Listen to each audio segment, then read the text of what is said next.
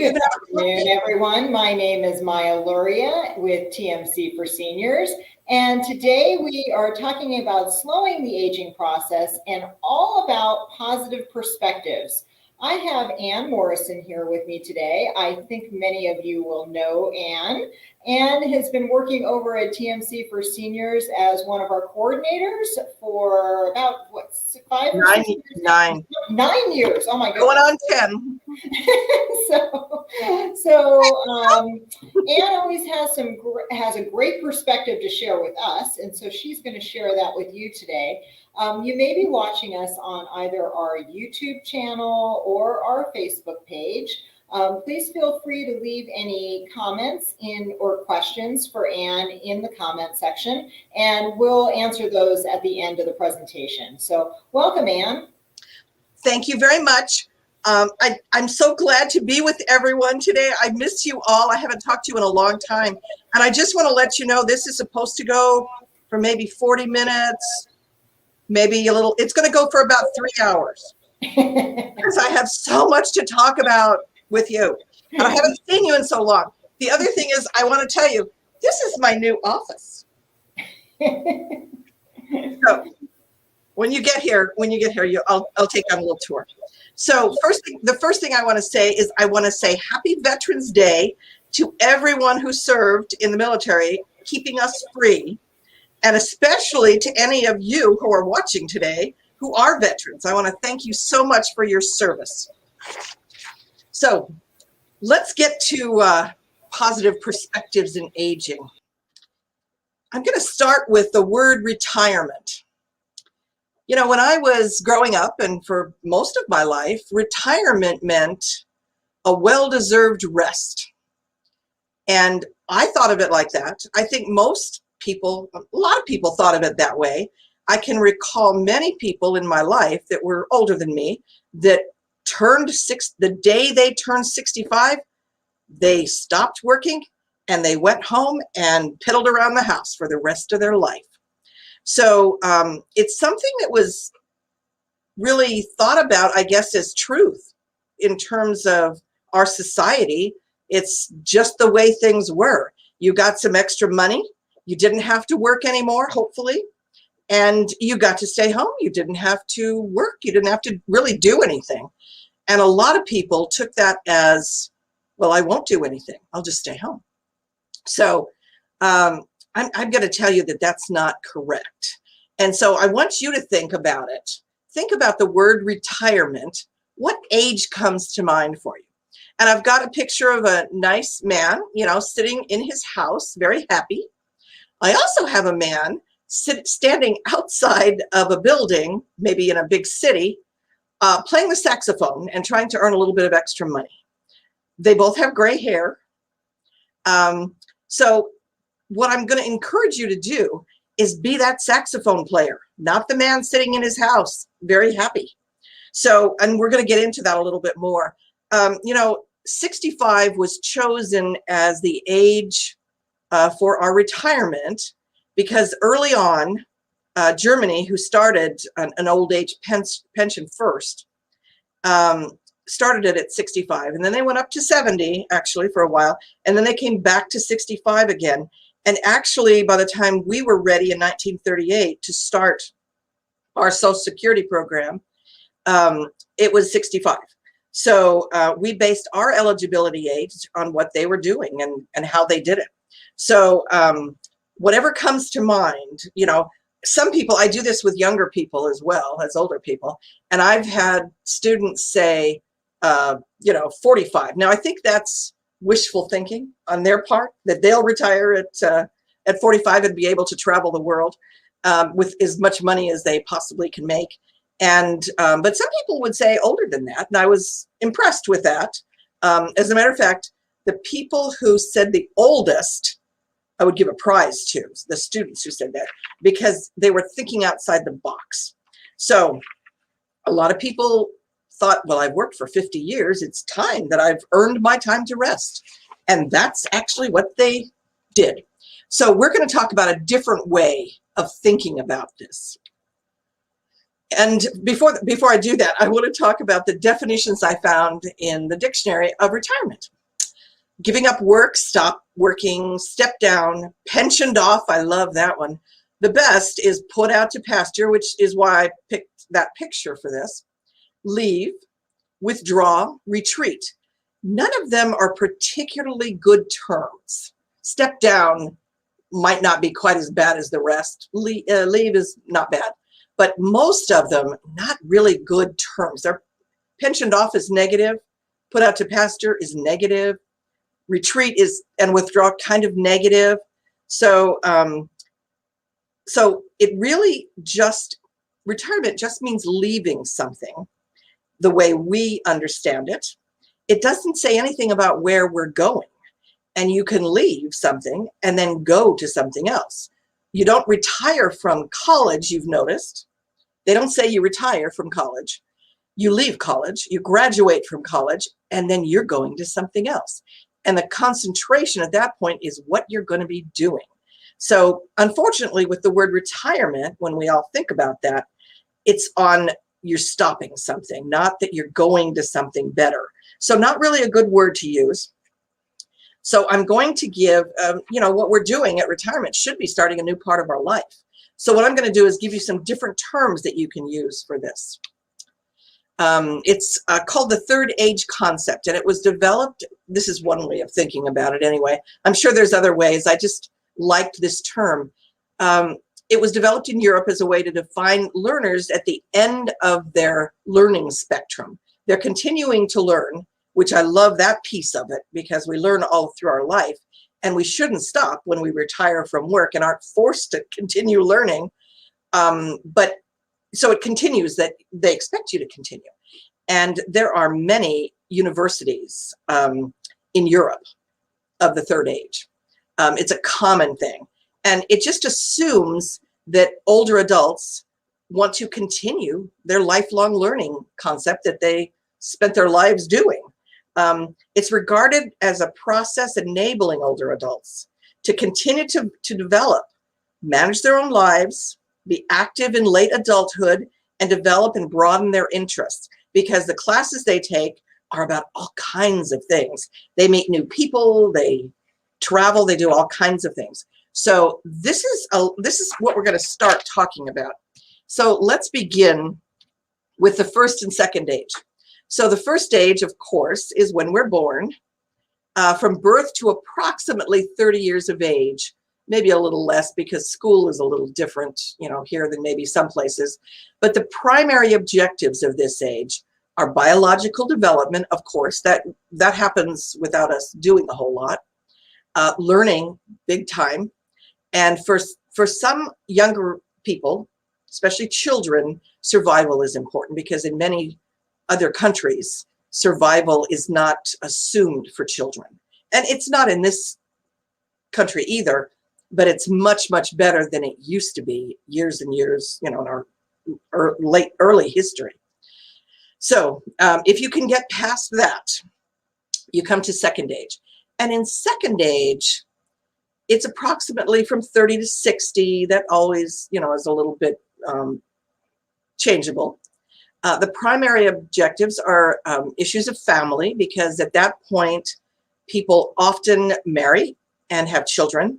So they're parenting, they're earning money, they have a career. That's what we concentrate on in second age. And most people do that. I mean, it's just considered the way things are. So now let's talk about third age. That is actually us. I think it's us. I don't know how many the ages of all of you, but it's me. Let's say it's me. And I'd like to be at that 61, if I don't mind saying that. So the objectives are further development of the mind, memories and imagination, of emotional maturity, because we've got lots in our brains at that point.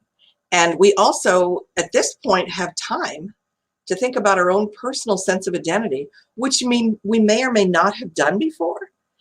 Sometimes when we work, the work is our identity. And so people have often said, as they stop working, that where's my identity? Who am I now? Because I used to be John from the First Federal Bank. Now who am I? I don't have a place I can hang my hat on and sit and tell people who I am. So it becomes a little bit fuzzy at that point. So in the first two stages, there are specific expectations of us in our society. And in most societies, they may be different in each society, but certainly in our society, we have that. In the first, we're supposed to go to school. If you're 8 years old and you're not in school, there's a problem. And everybody in our society pretty much agrees with that. There's a problem because that's what you're supposed to be doing, is learning at this point. And we've got certain grades that you're supposed to complete and move on to the next one. So it's a trajectory we're doing. We also, at that point, sometimes learn how to be a productive adult in school, but a lot of times we're learning that from our families and the broader society that we live in, the town we live in, the part of the country. We're learning the traditions and how we should be acting and how we shouldn't act to be good members of our society.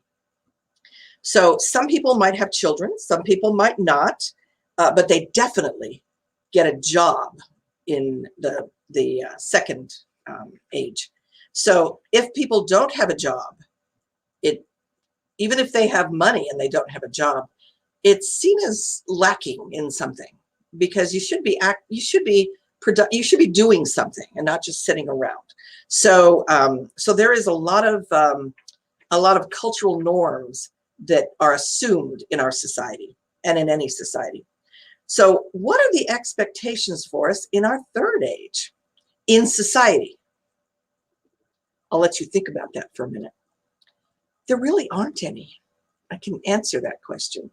There really aren't any, except what I said earlier, that you can do whatever you want. You can stay home and relax because you are out to pasture.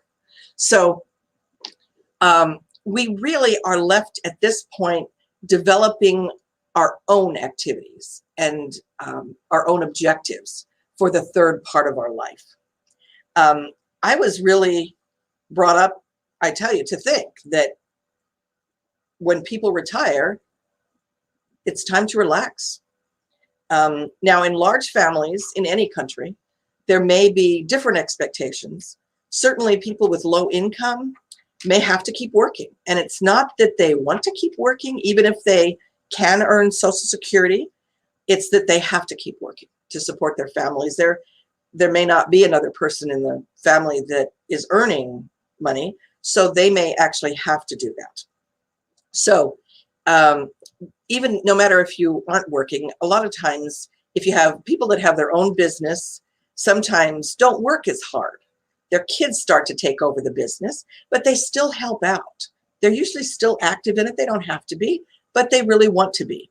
And it doesn't matter what work you did during your life. Just the fact that you lived a life and you've got experience means that you may still be using, in terms of your family and other parts of your life, you may still be using that experience. If a woman raises 5 children, and then her children have children, they often look to her. Things change with child rearing, but often the nuts and bolts of it don't. So children often look to their parents, mostly their mothers, I guess, to ask questions about child rearing. So a mother, even if she hasn't worked all of her life, may have a place in the family, and it may be helping out with child rearing. It may be cooking for the family. It could just be she's ready to answer questions if they have questions. But other than that, there are really, we're on our own at that point. Society isn't determining what we should be doing. It's ourselves and our families and our needs that are determining that. So here's the new third age. And it should be about a completely different paradigm than we've thought about before. At this point, we have plenty of time and opportunities to try new things. Hopefully we have plenty of time and opportunities. If not, we're still working or we're still doing things, and that's okay too. It's not for you to just be reflective. It should encourage you to explore new facets of life. I want to make sure I'm going to say this a bunch of times. Don't just relax, because this is going to be in a lot of the slides as a continuing piece of information. Don't just relax. Think of seeking out new adventures that you didn't have time for before. You had responsibilities, and there's a lot of things you couldn't do. So think about it that way. Don't just think, oh, I get to relax now and take naps during the day. Think about the things that you weren't able to do. Don't just share wisdom, although that's important, because as we age, we continue to learn. And at the point where we are retired, at that point, we're at the new third age, we have a lot to contribute to society. And it may be in terms of another career that we're helping people in, but we've learned a lot, not just by reading books and by going to school, but by living and experiencing things. So there's a lot of things we know that younger people just do not know because they've not lived through those things before. So think about sharing wisdom, but also contributing somehow to society in different ways. Because there's lots of volunteer opportunities for people who are aging, and those kinds of things are contributing greatly.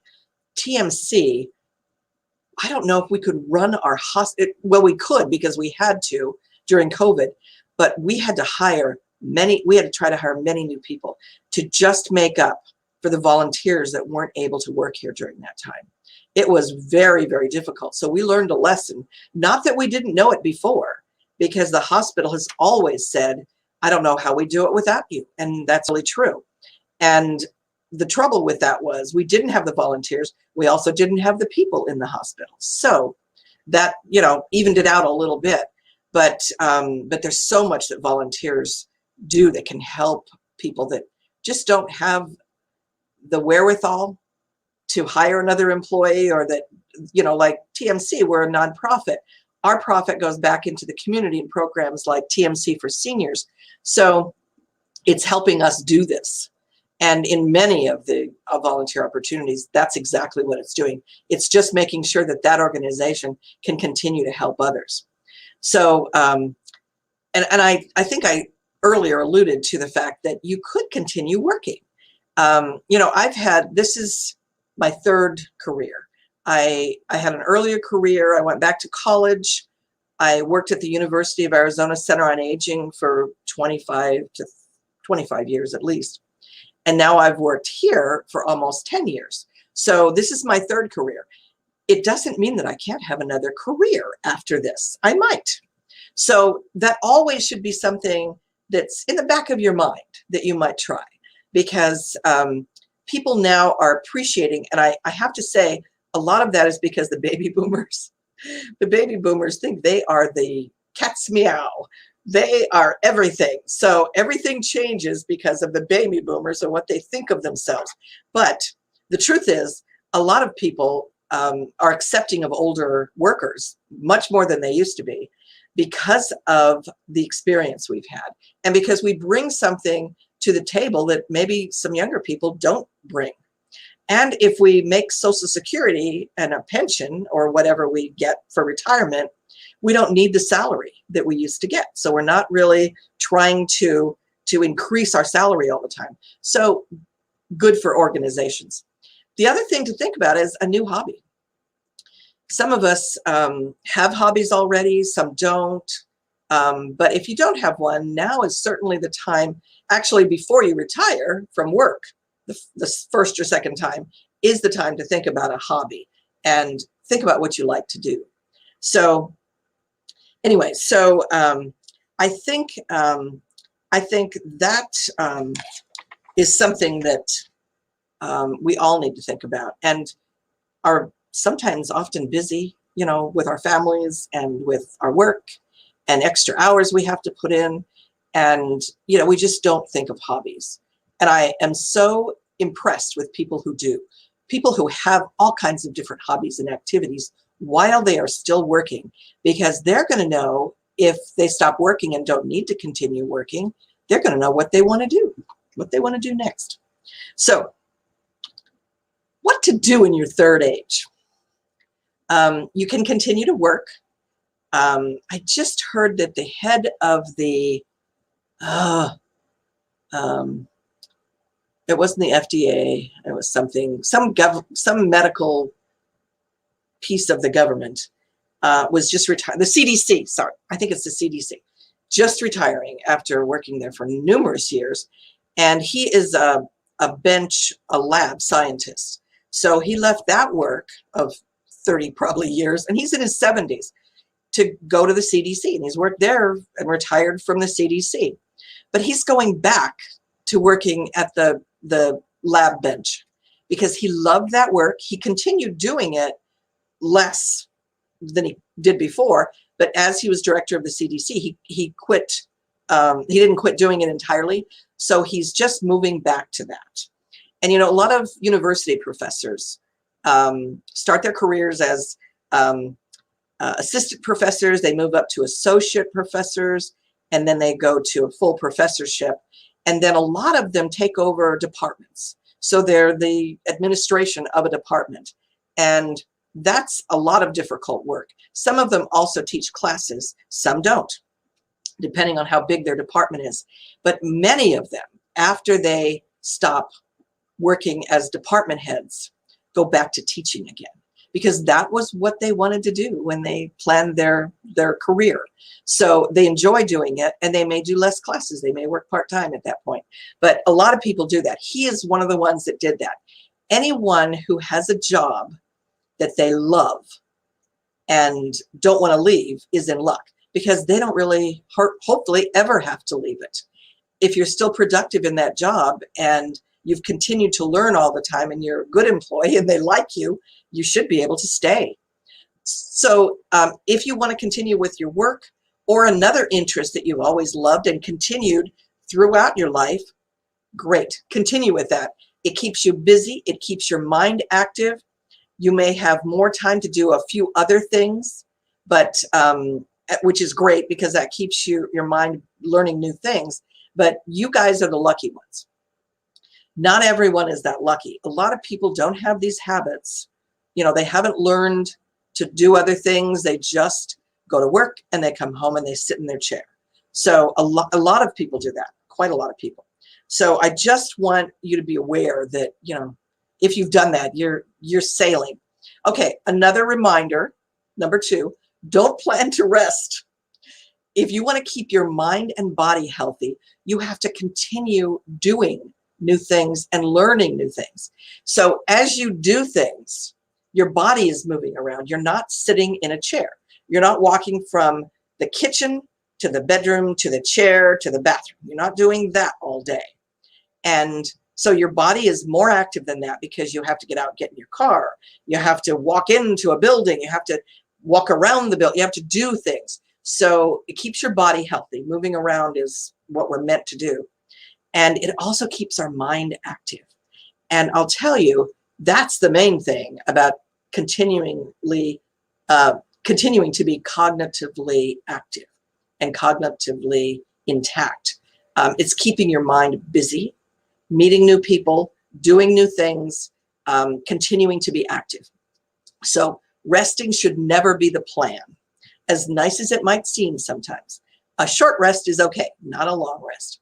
So the third thing I'm going to mention is there may be some previous or current interests or hobbies or other roads not traveled. And I say that figuratively as well as realistically. You may want to travel.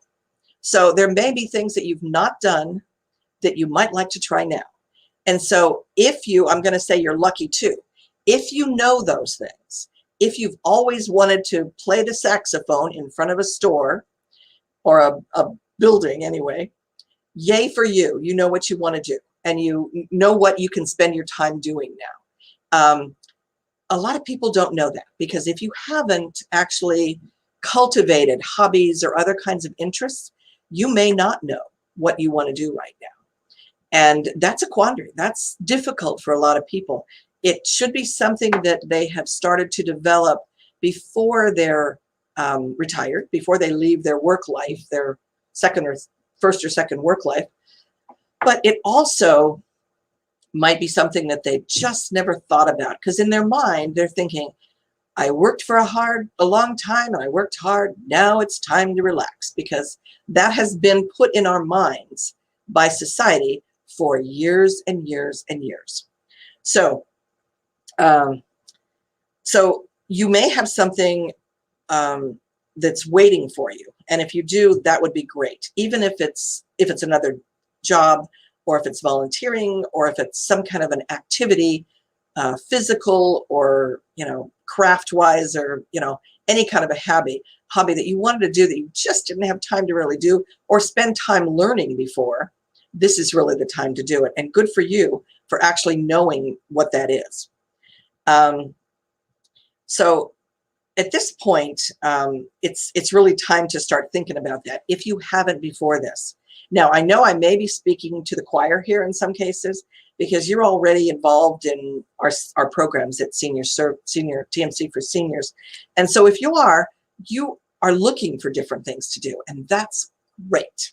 I always think to myself, I'm telling people this in our classes and at other times, and I think, I bet a lot of our attendees already know these things, but you can never hear them too much. Just me developing this talk, it reminded me a lot of these things. So it works. I want to tell you a story about one of my work colleagues at the Center on Aging.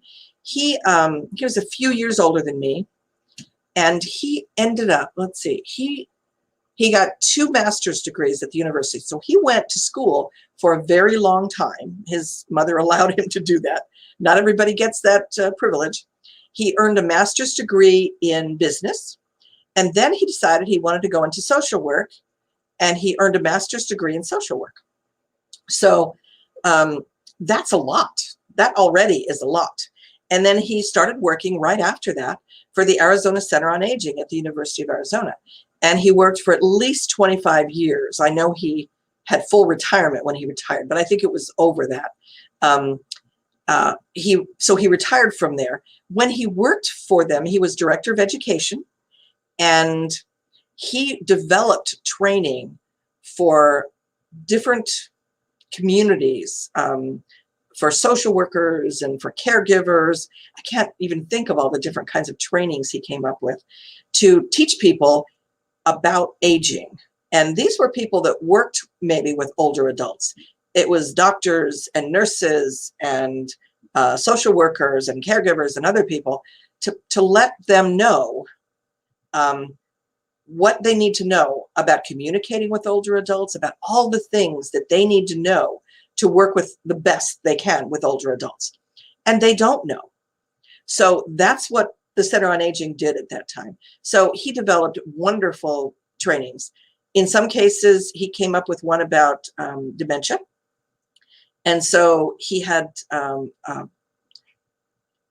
the road with this training, with videos he had, and he had a workbook for people. He went all over the state and talked to people about it, and trained most of them were social workers, but they might have been other career, disciplines as well.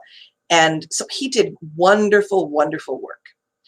It never occurred to him that he would be doing something differently. And maybe he didn't think he would leave work, but he did.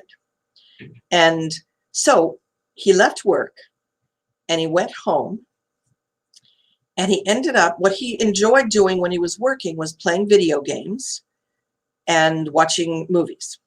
And that's what he did when he stopped working at the Center on Aging. And I brought him in to volunteer for me, because I knew it was something he needed to do and he'd be good at, and he was. And I had a gentleman that had dementia, and his wife needed to get out sometimes. She was with him all the time. So she didn't want my friend to visit him in his home. She wanted to bring her husband out and leave him in a with Randy at one of our places. And when she did, she got a break. And I thought that my friend also got a break because he had to go to a new place and talk to new people. And it was a difference in his day. So he did that for a little while, for as long as he could.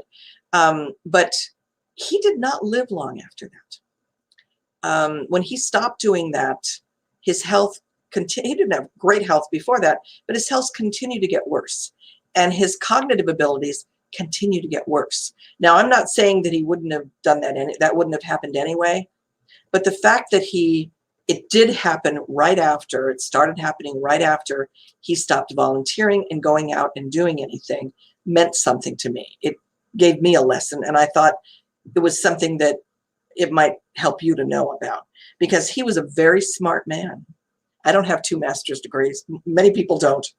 And he had a lot of information. He still had a lot of knowledge that he could have shared, and he just didn't do it. In his head, you retire and you stay home and you relax. And that's what, he had a lot of, his work was difficult and busy. He worked more than 40 hours. So when he went home, he wanted to do something mindless. But then unfortunately, when he retired, he continued doing that instead of something different. So I feel bad that that the society lost that knowledge. And I want it to happen as little as possible. So I'm going to give you a great example. That was an example of not planning and doing well in third age. Here is one that worked out well. And, I know we've probably all heard about Grandma Moses. I've heard about her a lot. But because of this talk, I thought, I'm going to find out a little bit more about her. And she was amazing. She started working at 12. Of course, she was born years and years ago, and they probably did at that time work as they were younger.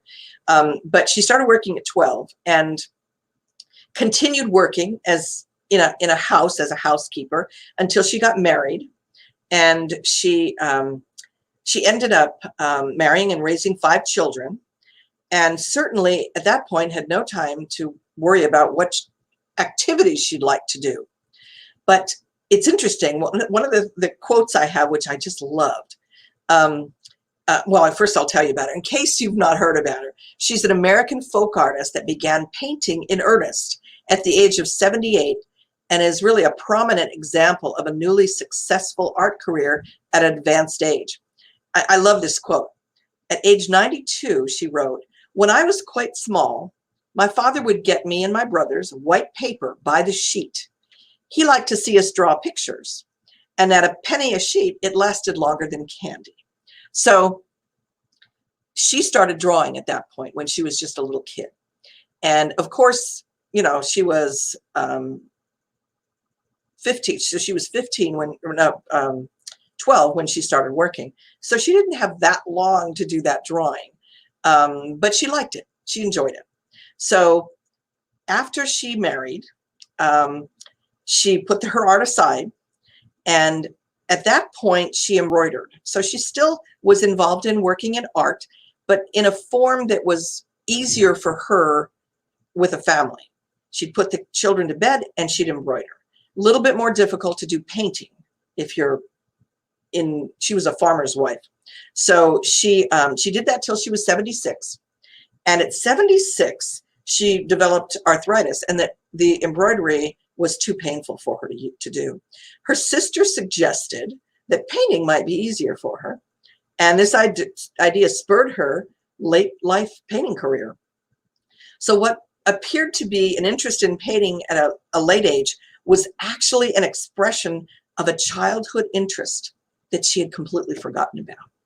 And, she was 92 when she was painting and started it at 78. So that's how many years, that is many years of not even thinking about what you did as a child and not needing to think about it. You just continue doing what you're doing. So she actually, I've got a picture here of some of her, of a couple of her paintings. And it was just amazing. And they started selling. At first she was selling them for $1 or so a piece. And then they eventually reached thousands and thousands of dollars. And she said she originally painted one because she wanted to give the mailman a gift. And it was easier to paint him a picture than to be around a hot stove to bake him some kind of baked goods. So this is just something she thought, oh, I'll do this instead. Those kinds of things just happen. So what are you going to do now?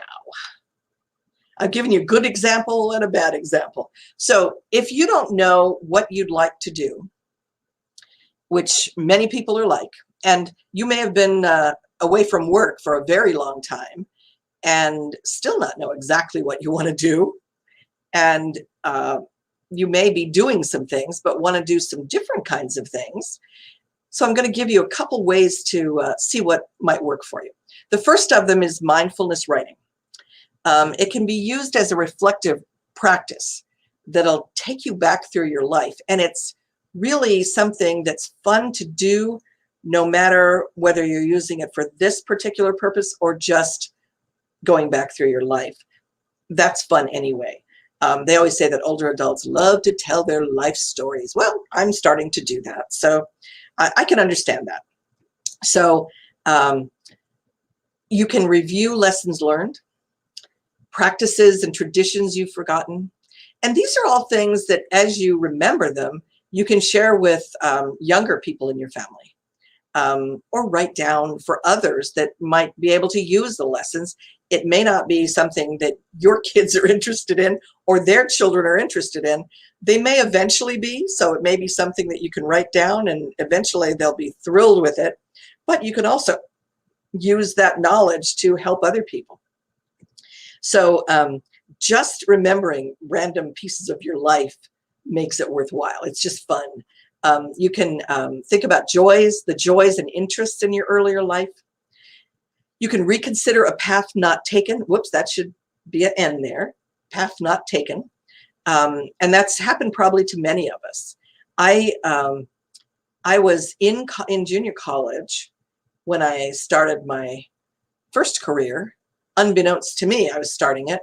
And the manager of our family business quit. My mom had a few different businesses, locations of the business. And she asked if I'd come by after class to talk to her. And I did. And I was probably in the second year of junior college and planning to go to the university. I just assumed I'd go to the university and then decide what I wanted to be.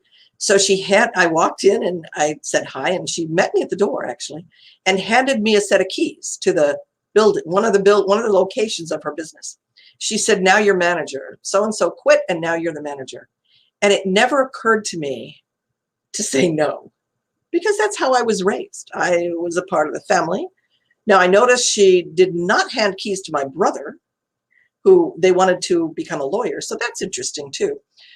Maybe women might have more trouble determining what they want to do, but I just took the keys and that was going to be my career. And it was my first career, managing one of her businesses. So I don't know what path I would have taken. I might have been thinking of things. I haven't gone back to it to reflect, but this would be a good time to do it. It may provoke a memory that was long forgotten, which is always fun to do. And, I actually want to tell you about a class. I did do something like this. I want to tell you here. Yeah. First I'm going to tell you about how mindfulness works, how you can do this. So you begin by writing for this purpose in terms of finding out what you used to like to do and might like to do again that you've completely blocked out. This is how you do it. This is something you can do for a lot of other reasons, depending on the question you develop. So begin by writing a question for yourself. It'll go in different directions just based on the question you choose. And the question at least will help you. I hate to face a blank page and think, now how am I going to start? But at least if I have a question, I can answer that. I can probably answer that question. So don't expect too much. This is going to be stream of consciousness writing. You're just going to write like you would talk. Don't expect to come up with something you're seeking right away. You're just going to think about, going to start by thinking about when you were a kid and what did you do and how did you do it and who'd you play with, what games you're going to think about those kinds of things. That may lead, to you to write some other kinds of things, but eventually this probably will come back to the original question. So it may take a bit of writing. Keep in mind that that's something that you probably should expect. Don't think you're going to write down golf, right after you ask yourself the question. By the way, I golfed when I was a child because I was given, should I say given lessons? Made to take lessons, more like it, because I never liked golf. I would never go back to golf. I did that as a child. So I wouldn't even start writing probably about that. It would be a downer for me. But if you can't even start writing, if you can't really get anywhere with this, it means the question may be too broad or mostly too broad, maybe too narrow, but you need to have the right question. So if you can't really begin writing, just to answer that question, do another question that might be of more interest to you. And you may have to sit a little while until the writing starts. So try to do it for at least 30 minutes a day and try to do it every day if you can, even if you come up with something. Mindfulness writing is a wonderful, wonderful exercise, and you'll be amazed at how much you learn about yourself. We don't reflect on our past that often. It goes in, and if we need to bring it out, we do. If somebody asks us a specific question about our third grade teacher, we can bring it back out.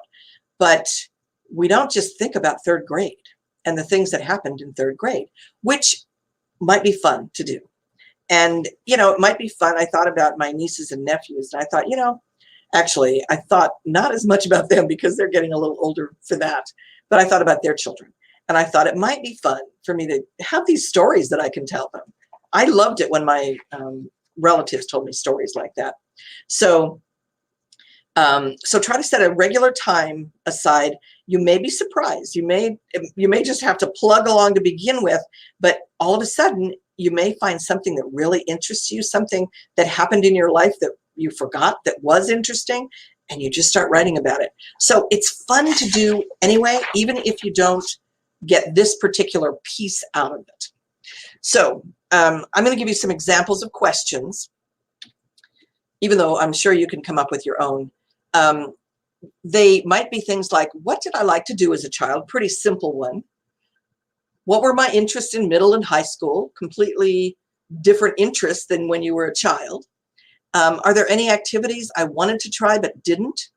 I wanted to try, this is like a therapy session for me too, so I hope you're enjoying it. I am. I always wanted to dance. I would have loved to have taken dance lessons. I don't know if I'd be any good, but I would have loved to have done it. I was given lessons, but not dance lessons. I was given other kinds of lessons that I never chose.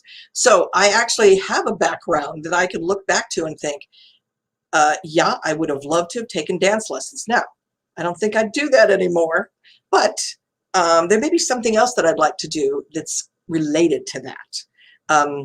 I actually was given acting lessons, and I was a really shy, it's hard to believe that, as a child. So that was not to my liking at all, taking acting lessons, and I don't quite know how I got there. But I was in 2 different programs, and I didn't stay in either one of them very long. So a little more information than you needed, I know. So a more narrow question, if that turns out to be a little, middle school, high school, kind of broad, here's some narrower questions. What was fun for me when I was in the 3rd grade? Every grade is a little bit different in terms of the things that you do, the sports you play, the friends you have, the clubs you belong to, the activities, crafts, or whatever you do in the classroom. It changes by grade as you get older. So if you break this down into years, that might work for you. That might make it better. And even you can break it down by months, by the 1st semester, the 2nd semester, summertime during that year. That might help as well. Another question is, what clubs or teams did I join in middle school or high school? And you could break that down too, middle school or high school. And then I wanted to get back away from the younger ages because not all of us actually did things at that time that we want to continue doing. Grandma Moses did, but we may not all have. The last question I put down is, before I had a job and family, what did I do with my free time? Because there may be something there that you love doing and just couldn't continue doing it anymore.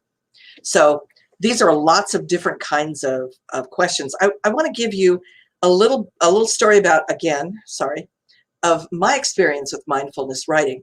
And it's a little different than what this is. I was asked to do it when I was in college in an anthropology class. And full disclosure, it's called American Culture, the class was. I had to pick an anthropology class for my credit.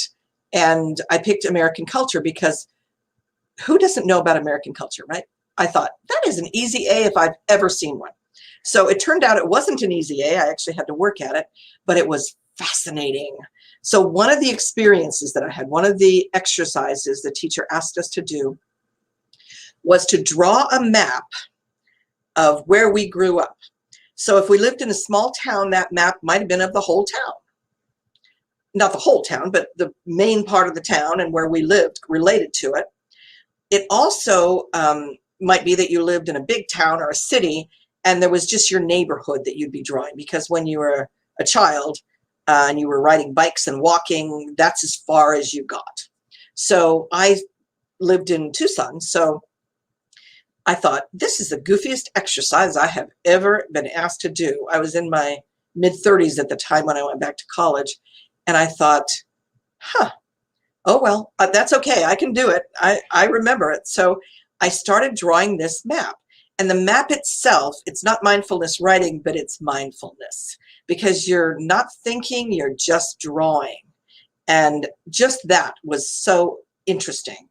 So I get the map drawn for the most part. He asked us to note particular places on our map that were important to us. So if there was a drugstore fountain that we went to, that was something we'd mark on the map. And of course, our house and maybe our friends' houses and some of the other activities that we did in my neighborhood.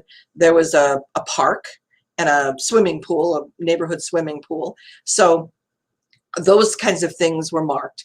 And then I'd start marking other kinds of things, because we'd go on these biking treks in the neighborhoods and we'd go pretty far afield. And so some of the things we did in those areas I'd mark, and they were outside of our neighborhood even. So, and I don't think my parents thought we went that far on our bikes. So I went through that whole thing. And then we were also supposed to write a little something about each of those spots and what happened there. Oh my God, I thought about the most amazing things that I did as a child and the friends that I had when I was that age, and the activities that we had and the funny things that happened. I thought about so many things, and it was such a fun exercise. Just that was so much fun. So that's a type of mindfulness writing that I did. I absolutely loved it. Absolutely loved it. So I want you to know that just writing these things, if you don't get anything out of this specifically about what you used to do, I don't know there was anything that I loved to do as a child or in high school that I could refer to now, to tell you the truth. Even something except the dancing that I didn't get to do. So I would probably, this would just help me to reflect on my life, and that in itself would be worthwhile. So I want you to know that if you don't get the specific thing you want out of it, it's still a great exercise to do, and I think you're going to enjoy it. Most people do. And I want you to know, I actually, in my second career, I write as a part of my job. So writing was not, whenever I'd sit down to have to start writing something, I'd think, that's like work. I don't want to do any more work. So if that's your perspective on it, rethink it, because this is not like writing for work, for your career, a letter to somebody. It doesn't have to be perfect. You can just kind of go wherever it goes. And it's a fun way of reflecting on things, and a nice way to relax too as well. So, okay, so there is other things you can do if you don't want to do the writing, which I doubt everybody would want to do. It's just one of the ways to find this. Another idea is to start trying new things. There's all kinds of things out there that you can do. So try to find some new things. Each activity will strengthen your brain and body, which is what we want to have happen. So if you try something that you don't like, that's okay. You've met new people, you've gone to a new place, you tried something different, that helped your mind and that helped your body. So think of it that way. If you think, oh, I'm not good at it, that's another story, because everybody has to learn and practice to get better at things. So keep that in mind too. If you enjoy doing it, but aren't good at it, that doesn't mean you won't get better if you keep doing it. So keep that in mind as well. So I've listed a few places that, just a few, that you can turn to. Pima County Parks and Recreation has so many classes that you can take. Not only classes, but they also have, I think about the recreation piece of it. They're offered all over town, the recreation pieces, the classes that they have. And they have so many different kinds. Let's see, do I write? Oh yeah, I wrote some of them down. They've got nature programs, because it's not just arts and crafts and music, fitness, martial arts, writing classes. They're always adding new classes. It's also the parks that they have. And they have nature programs at that park. You can take a tour of things. You can go, they will take you out birding. They'll take you out and introduce you to the desert and the cactus and talk about the cactus. They've got so many of those as well. So there's lots of those kinds of things that might spark something. You know, you might think, I don't know about the desert. I'd like to learn more about it. And I'd like to be involved in it. They also take volunteers, because these are docents that are doing these. So again, you're going to be getting a chance to give back. The other piece of that is that the recreation part of it, I know for sure, that class is taught by people who know how to do these crafts. Not all of them are experts. Some of them certainly are, and they charge for them. So if you become good at one of these, you can do that. They hire people to do these classes. So another way to rethink, you don't have to go to work every day, but you can offer a class twice a week or once a week. Or you may have some other ideas that you also are good at that you could just go ahead and offer the classes instead of checking them out. So I know that I'm talking to the choir here. I've said that before, because you're already going to senior services program. But I want to try to encourage you to try different things, because they're all, you know what, and we change our offerings all the time. So you're getting different things. But once you come to this new location, you learn where this is, and you go to the same rooms and you meet a lot of the same people. So what you want to do is broaden that perspective. I don't mean that you should not come to TMC for Seniors, because you have to keep coming. That's a rule. But it's nice to do new things. And so I want to encourage you to do that. One of the classes we're going to have in December is we've got a gentleman from the University of Arizona Osher Lifelong Learning Institute coming. And he's going to talk about that program. And they have not only classes that they offer all through the year, but they also have social activities. That's a membership program that you have to buy into. I think it's each semester, if I'm not mistaken. And so that costs a little more than some of these will cost. But it's something to consider. I don't know that much about it. I know some of it because I've known people in the program. But it's something that I think I'm going to enjoy listening to him talk about it, to find out what the program is and how to do it. It must be of worth to people, because I just looked it up the other day to see what other classes they had. And the next semester is booked already. So they have things online as well. But the fact that you have to get in and book things ahead of time, or they're full, tells me that somebody likes that and they're paying for it. So you can take as many of their classes once you're a member as you want to. And I think they've got a couple different programs, one in Central Tucson and one in Northwest, if I'm not mistaken. So something to consider, and you might want to listen to his talk to learn about what kinds of things they offer. The people who are teaching those classes are people who have learned that during their lifetime and now want to share that information. So that's the giving back I'm talking about. They're not volunteers, although I don't know whether they're paid or not, to tell you the truth. They may be, but they may not be. And they offer all kinds of interesting ideas for you to think about continuing doing. Some of them are historical, some of them are about nature. As I looked at it, there's people that teach genealogy, so many different kinds of things that you might be interested in. The third is Pima Community College. They used to have something called community classes that were all non-credit. They don't have as many of those anymore, but they still have them. And they offer, and they're pretty inexpensive, especially if you don't want credit. They used to have people from the community offering these courses, and they were really inexpensive at that point, but they've really moved to an academic program instead. So they have non-credit classes though, and continuing education classes, which you also might be interested in. It's interesting, I looked up the cost. A 3-credit class, if you want credit, is normally $260, but they offer a discount of 50% for students who are 55 and older. So that's not too bad. So just so you know, some of these programs, like our program is called TMC for Seniors, but it's really open to all adults. We don't keep people out if they're not 55 or 60. It's just that people don't automatically come if they're not that age. But we do have people that are interested in some of the classes and call us and say, how old is a senior? Because I'd like to come to your program. So there is no age in our program. Osher Lifelong Institute does not list an age, which I find interesting.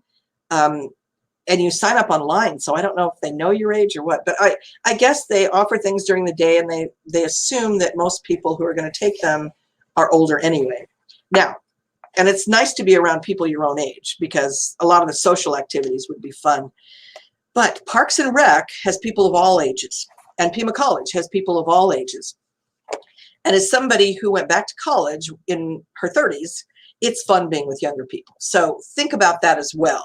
I found at college that rather I was a little concerned when I went back to college, because here's all these young people. I was admired because of my background and that I already knew a lot of things.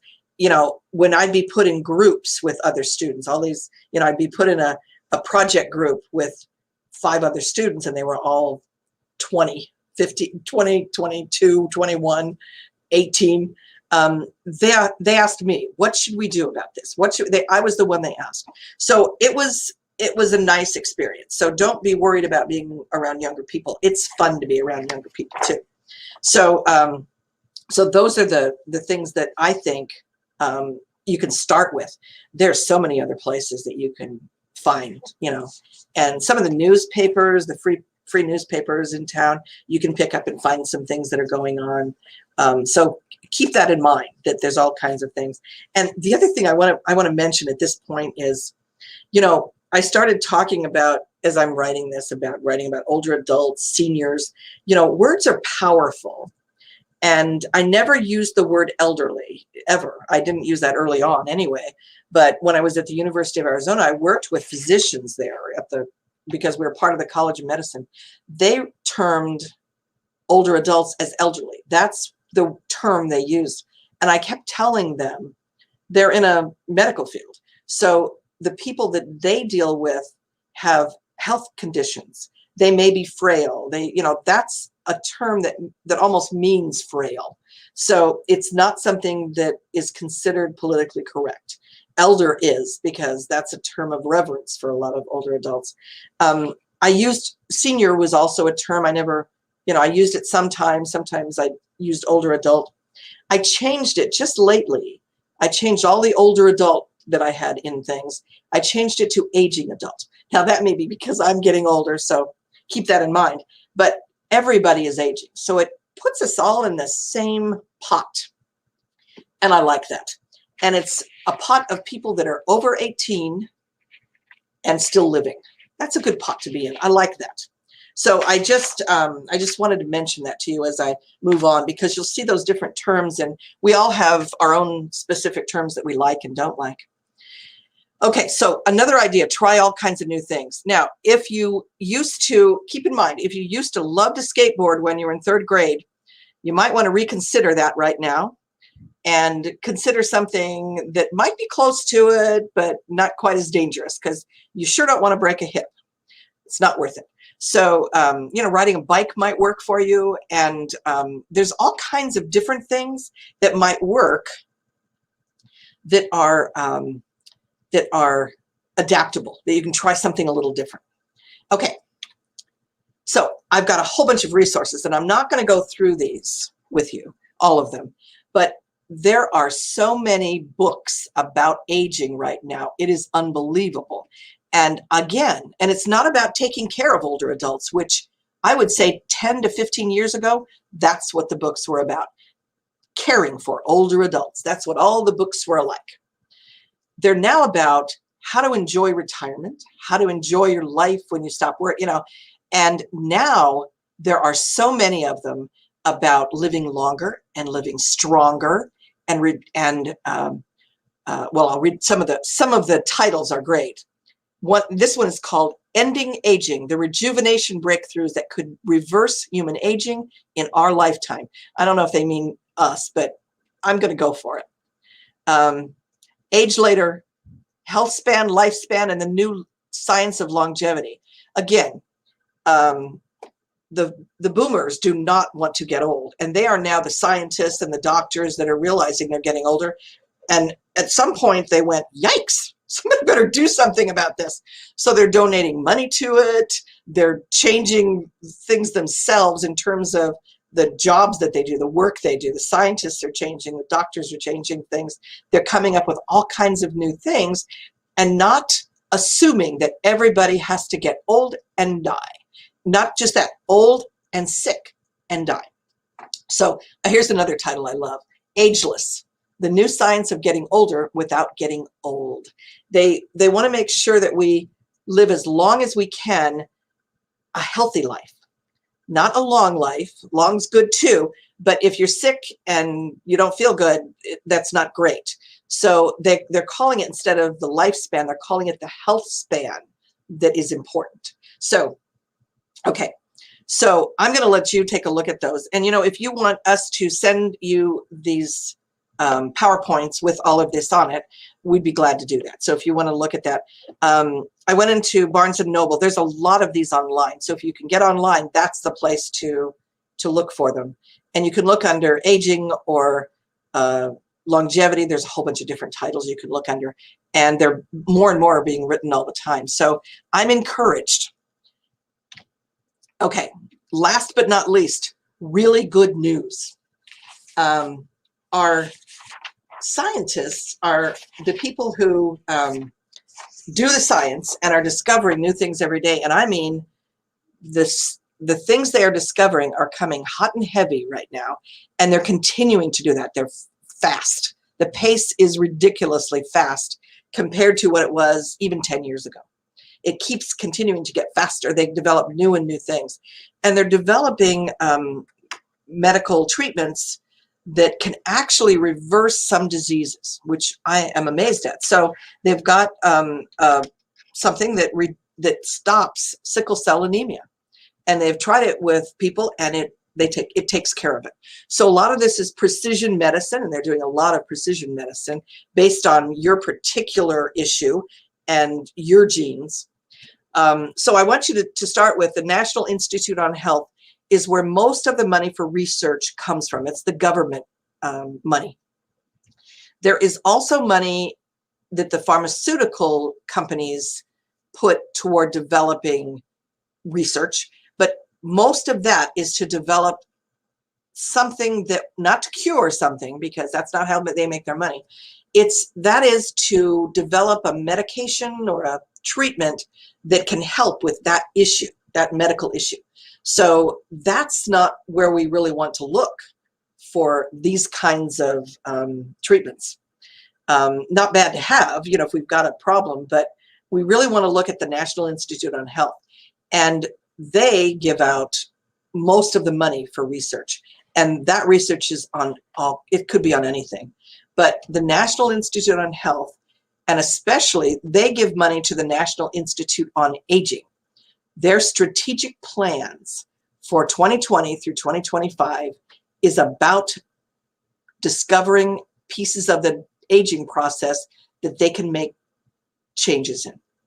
That is amazing. That has never been done before. So I've given you the page that you can look at their strategic plan.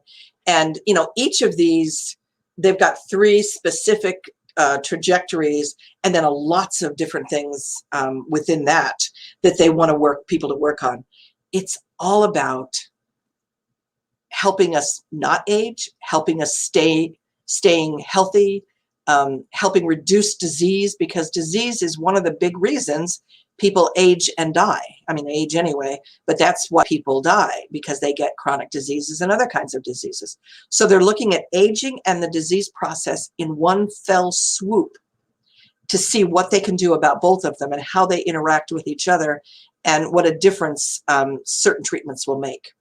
So that is great news. When I heard that, I just was so thrilled.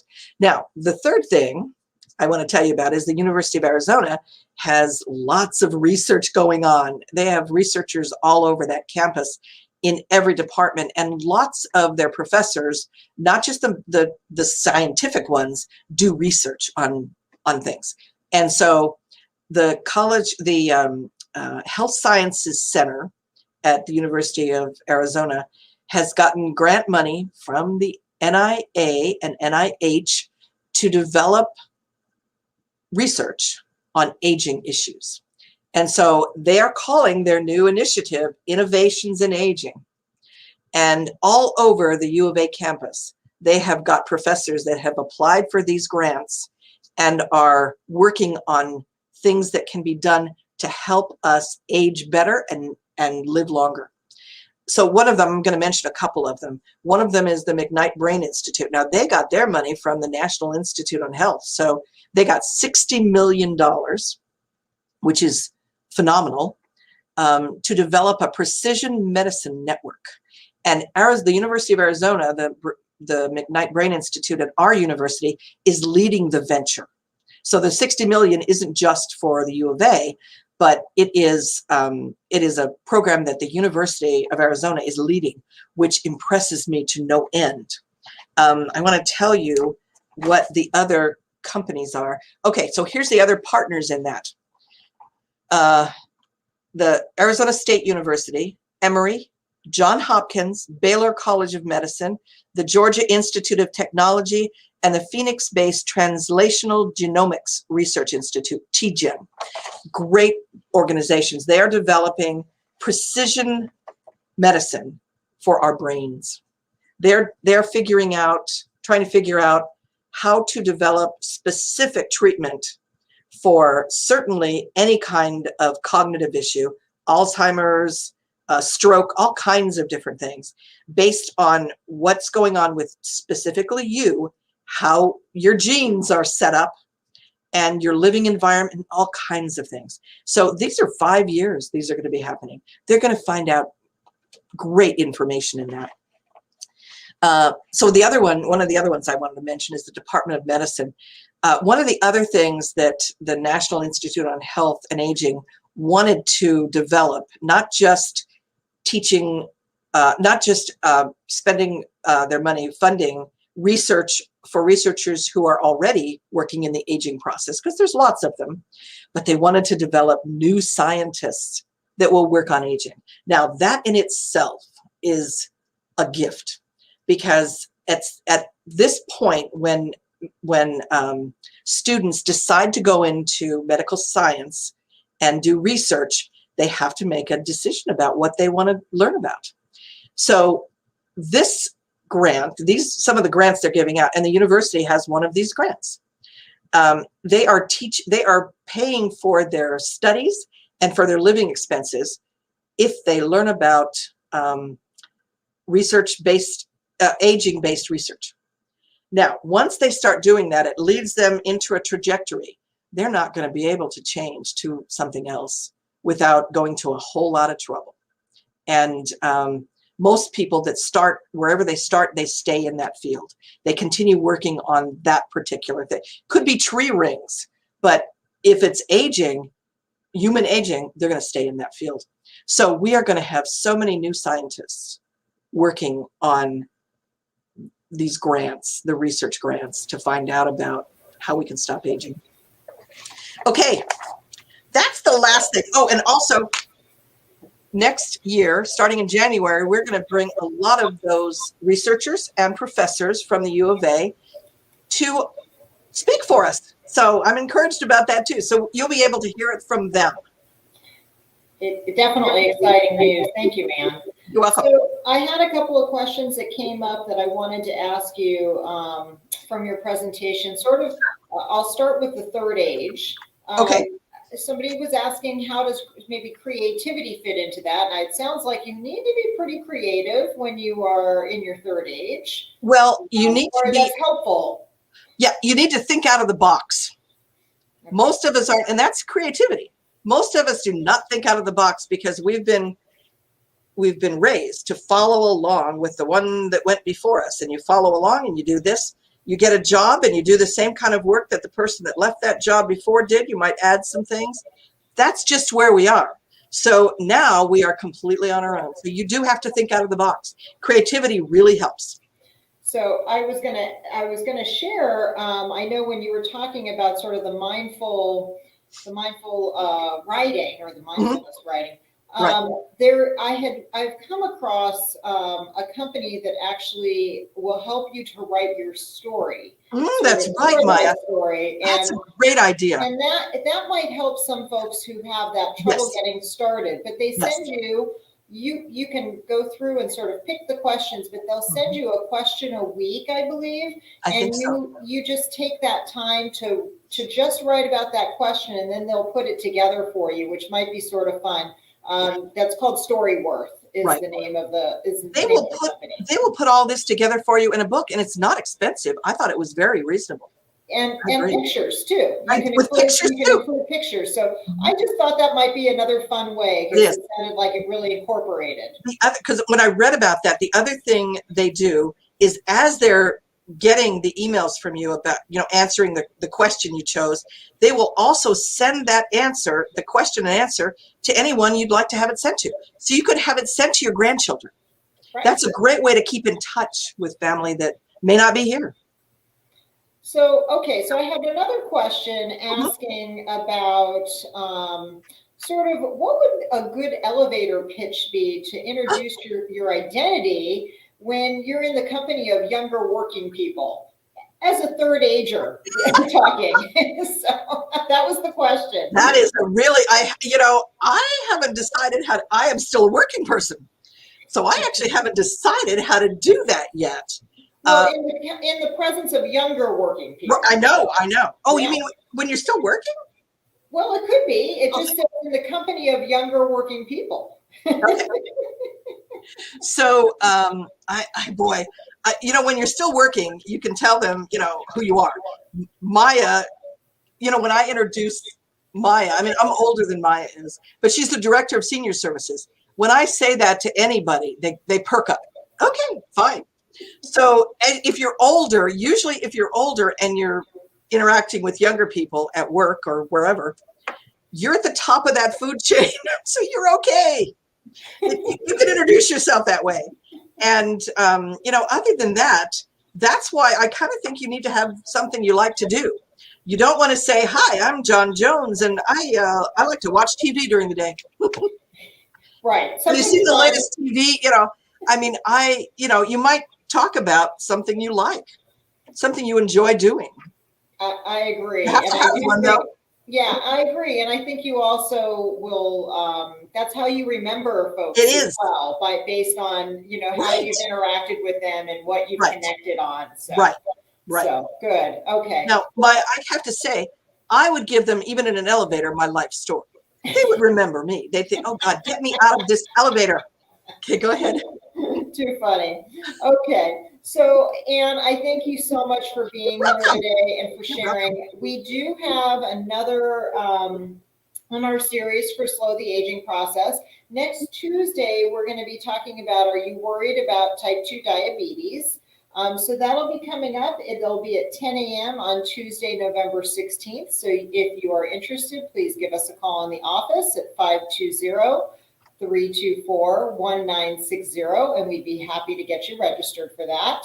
And we also have next week our next Whip It Up Cooking Club. We are going to be doing holiday desserts, so that is always fun. We do have Thanksgiving right around the corner.